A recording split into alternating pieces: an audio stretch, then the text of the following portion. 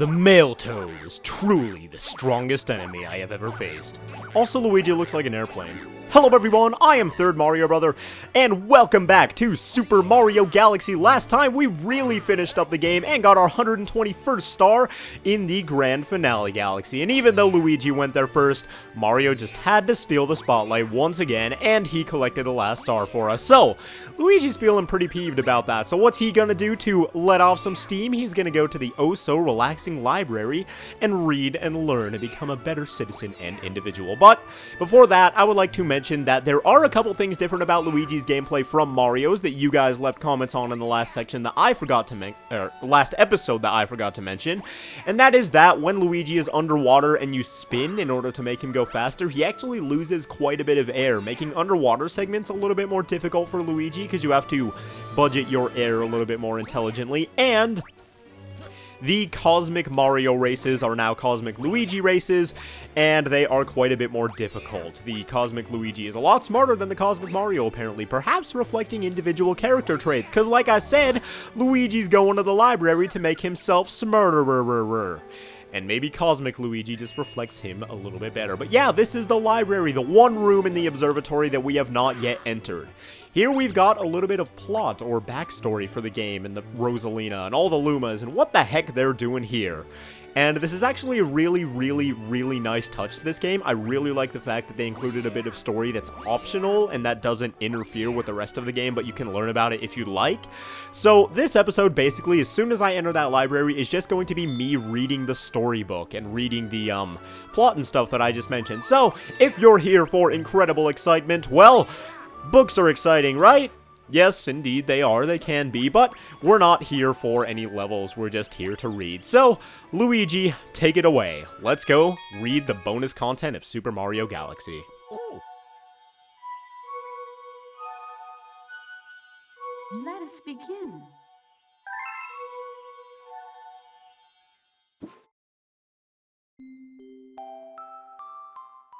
Chapter 1, The Celestial Duo. Our story begins a very long time ago with a young girl. One day, this girl spotted a rusted spaceship holding a small star child. "What's your name? Are you lost?" the girl asked the star child.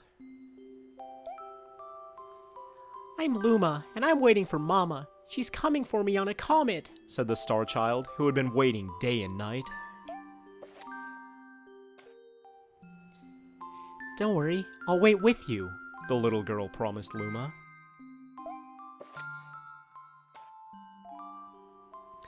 At nightfall, the little girl borrowed her father's telescope and peered into the sky. She looked and looked, but she saw nothing. Hours turned into days and then years, but still, the sky revealed nothing. Finally, the little girl sighed and said to Luma, "If we stay here looking much longer, I'll be an old lady soon." But then, she had an idea. "Why don't we go out there and find your mother ourselves?" The girl and Luma fixed up the rusty spaceship, and then the two set sail into the starry sky. And this is how the search for the Celestial Mother began.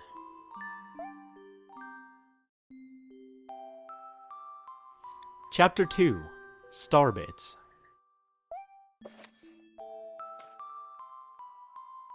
Days passed with no sight of the comet, or even a single planet.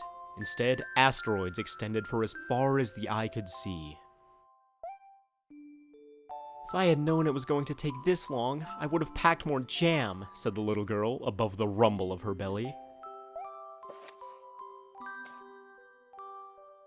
Before they left, she had packed all the essentials: telescope, butterfly net, stuffed bunny, bread, milk, jam, and apricot-flavored tea, but "I forgot to bring water!" At this, Luma burst into gales of laughter, and the girl began to pout. "As long as I have Starbits, I'll be fine," said Luma. "Want some?" The little girl couldn't stay mad after hearing this. Luma continued to laugh, and the girl couldn't help but join in. Alright, maybe just a nibble. Leaning far out of the ship, the pair began to collect star bits with the girl's net.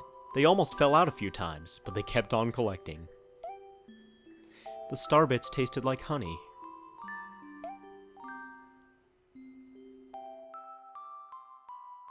Chapter 3: The Comet. A beam of light pierced through the ship's window.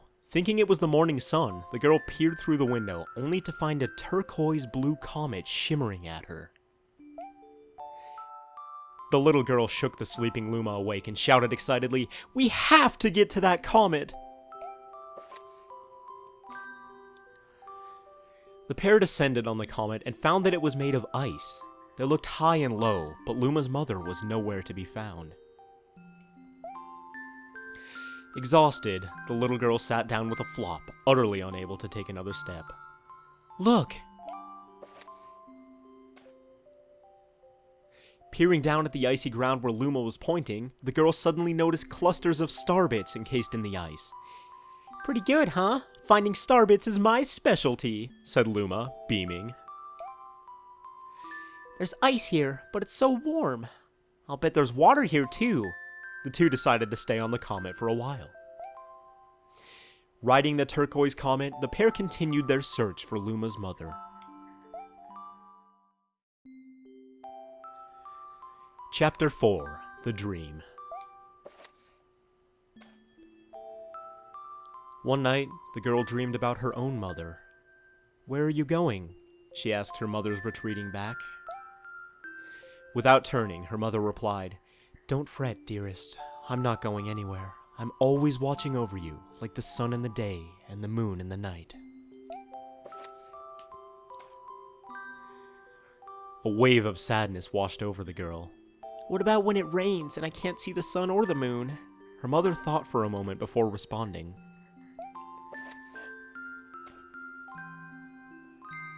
"I will turn into a star in the clouds and wait for your tears to dry."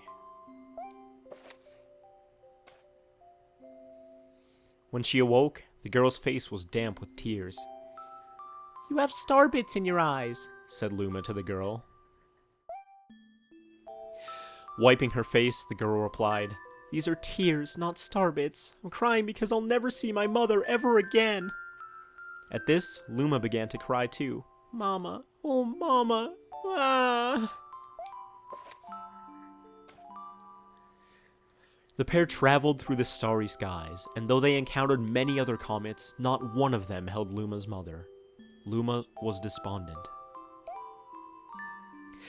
Now, Luma, the rain clouds won't go away if you keep crying," the girl said, giving Luma a squeeze. "I'll give you a present if you stop."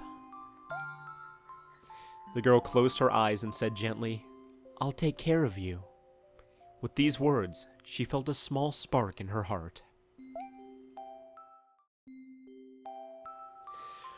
Chapter 5: Home.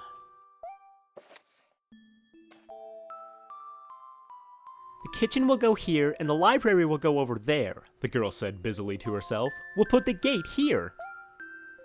Ever since the girl took Luma under her care, she'd been bustling about at a feverish pace. "It's a lot of work, but it's worth it to make a happy home." It turned out that star bits weren't the only thing buried in the ice. There were tools and furniture unlike any they had ever seen, and the girl used them to build a home. Looking at the completed house, Luma remarked, "Don't you think it's awfully big for just the two of us?" With a library, bedroom, kitchen, fountain, and gate, it was certainly spacious, but still, something seemed to be missing.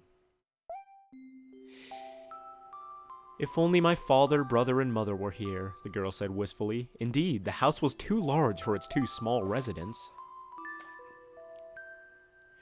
That night, clutching her favorite stuffed bunny close to her heart, the girl fell asleep in the starship.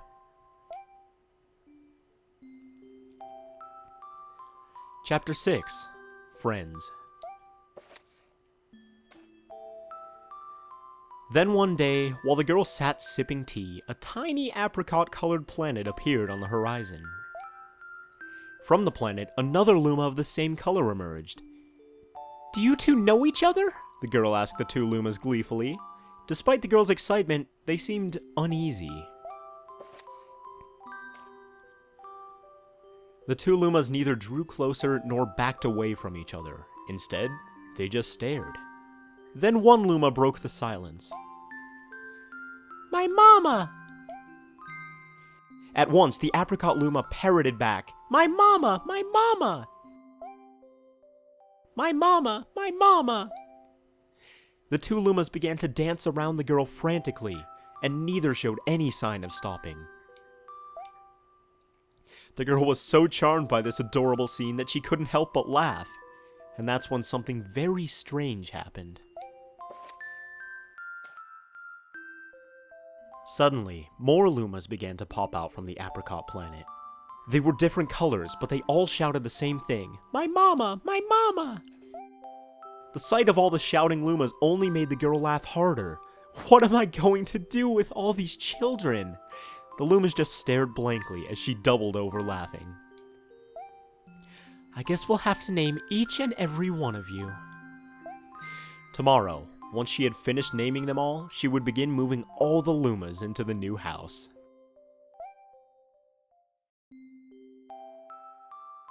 Chapter 7: The Telescope.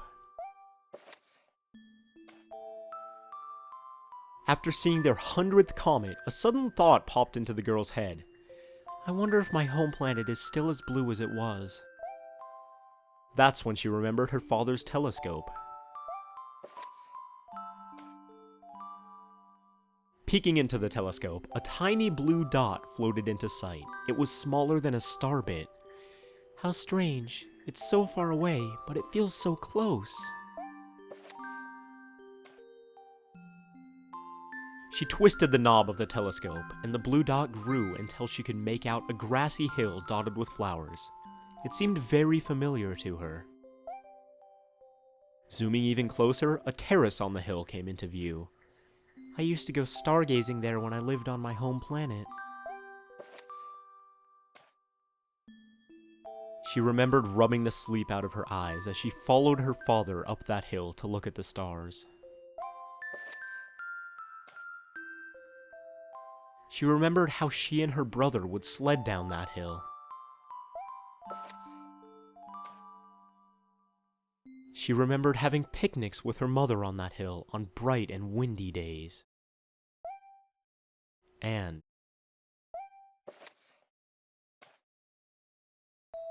"I want to go home! I want to go home right now!"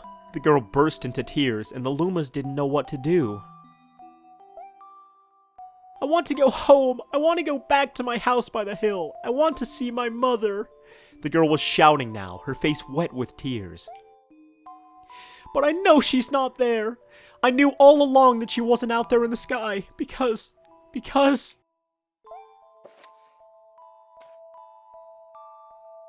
she's sleeping under the tree on the hill!" The girl's cries echoed through the stars, and a hush fell over the area.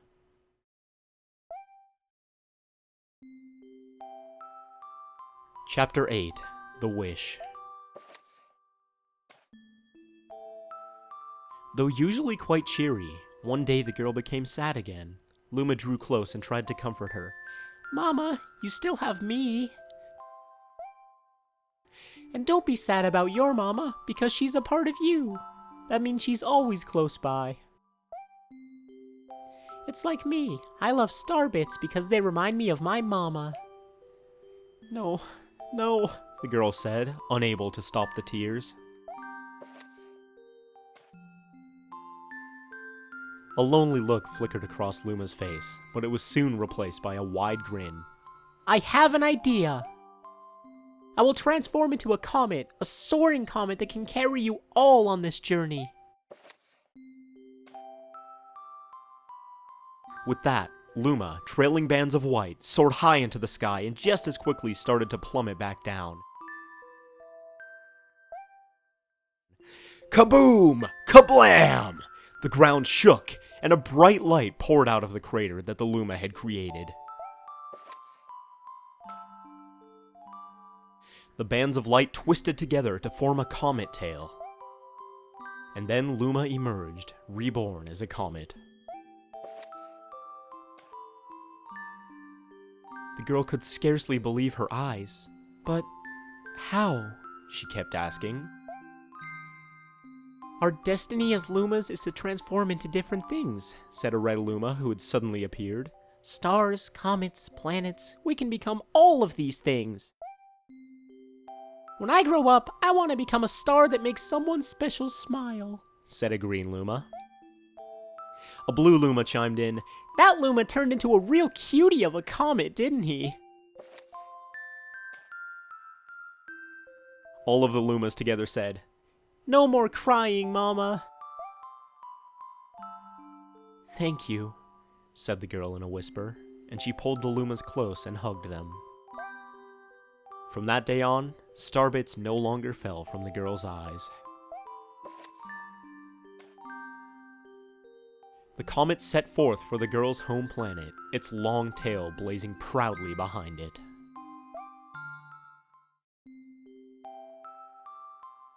Final chapter. Family.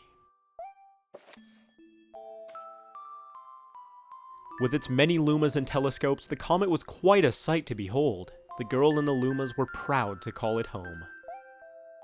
At a welcoming party for a new Luma, the girl gathered everyone in the kitchen and said in a louder voice than usual, Alright everyone, let's make a cake sprinkled with star bits, then it will be a star cake. The Lumas excitedly began to gather the ingredients. As she watched the Lumas scurry about, the girl smiled and thought to herself, This is my family now, and I will stay with them until they're ready to leave the nest. And when they do leave, I'll see them off with a smile. Because that's what makes a mother happiest. That night, when the girl lay down to sleep, a soft light enveloped her and reminded her of the blue planet she once called home. But it would be nice to return home once every 100 years to nap in my favorite sleeping nook. The comet carrying the Lumas and the girl continues on its journey to this very day. With more family members in tow than can be counted, it's said that the comet visits the girl's home planet once every 100 years, its proud white tail glittering in the sky.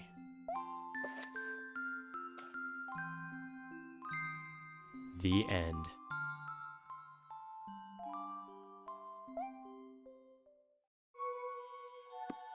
That's all. That's all. My story is finished. And that is the library of Super Mario Galaxy. Its storybook read by Rosalina. And yeah, that is quite the emotional story if I do say so myself. Honestly, it's a really, really great way to end off the game, figuring out who Rosalina is and giving a little bit of backstory about all of this. Or perhaps it was just a charming little story. Either way, that is the last bit of content in Super Mario Galaxy that we have yet to explore, so I'd like to thank you all very, very much for watching. As you already know, I really appreciate it, and I will see you all next time.